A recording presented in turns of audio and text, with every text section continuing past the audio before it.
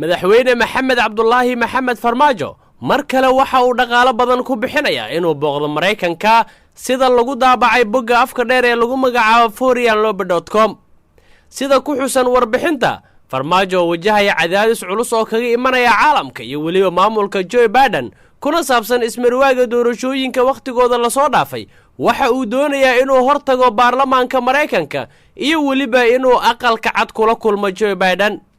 shirkadda uu maamulka farmaajo kireystay si ay ugala shaqeyso safarkaasi ayaa sida ku cad warbixinta waxa lagu magacaabaa LFA Holdings, waxaana fadhigeedu uu yahay magaalada New Jersey ee waddanka Mareykanka.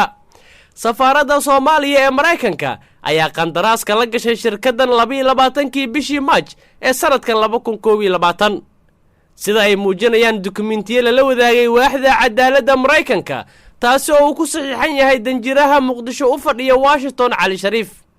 LFA Holdings waxaa lagu waramay inay shaqadan ku qabanayso adduun lacageed oo gaaraya $150,000 oo dollarka Mareykanka ah, taasoo u muuqanaysa inay tahay mid badan marka laga hadlayo hawsha yar ay qabanayso. warqadda heshiiska waxa ku taariikhaysan March 22, waana 3 maalmood kadib markii xogayaha arrimaha dibadda Mareykanka Anthony Blinken uu soo saaray war-saxaafadeed uu ugu baaqayo in doorashooyinka Soomaaliya si degdeg ku dhacaan ay warbixintu raacisay.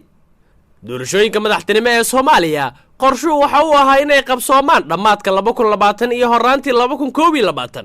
ha yeeshee waxaa dib u dhacay ismarwaaga taagnaa ku dhowaad 9 bilood ee la soo dhaafay, welina ma muuqato rajo xal lagu gaari karo. inta la og yahay waa markii labaad ee uu madaxweyne Farmaajo isku dayay inuu dhaqaale ku bixiyo booqasho rasmi ah oo uu ku tagay dalka Mareykanka, halkaasi oo uu ku noolaa ka hor inta uusan madaxweyne noqon February 2017. intii Donald Trump joogay aqalka cad ayuu sidoo kale kireystay shirkad maxalliya.